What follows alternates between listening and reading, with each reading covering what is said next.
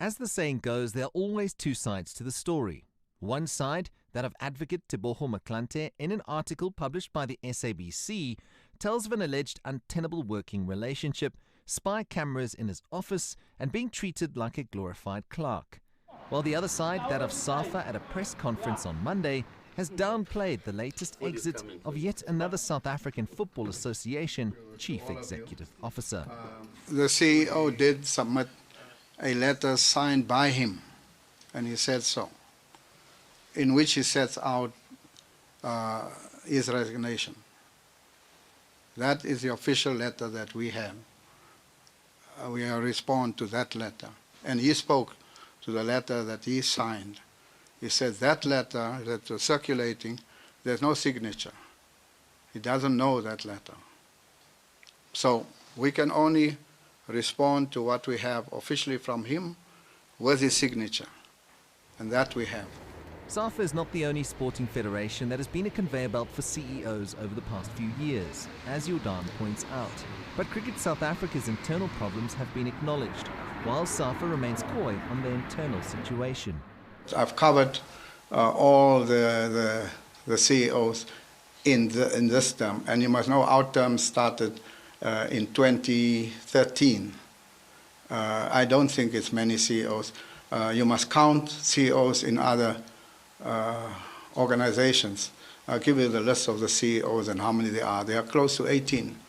We saw this with Cricket South Africa, that the moment you've got a high turnover of CEOs, then it speaks to problems with the governance structure itself. So, look, I mean, it's good that they've got in a female CEO. I mean, Dida Mojapao was a very skilled person. The CV speaks for itself.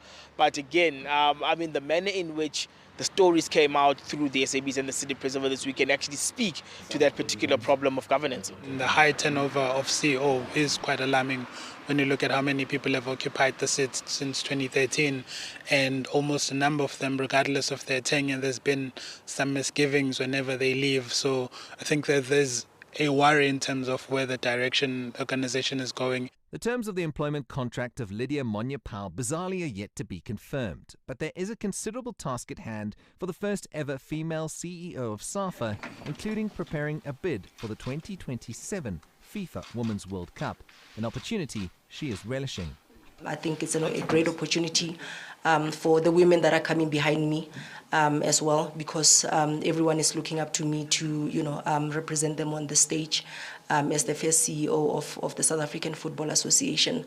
But that I just wanted to clarify that it's not that women should not be overlooked because of young children, because they're married, because of their personal and private situations. In terms of the person that is the new CEO, she ticks all the right boxes. I mean, she's someone who can get the job done. The challenge is that will she be allowed to, and sort of what dynamics does she have to work with, because those are some of the things that the previous two CEOs have raised that in terms of how the organization has been run. The high turnover of chief executive officers over the past few years has certainly raised eyebrows and questions around the working relationship with the president and the NEC. But with the new appointment of a new CEO, there is renewed hope that the organization can get back on track and finally get to its real potential of becoming a force on the African continent. CS Du Plessis, CGTN, Johannesburg.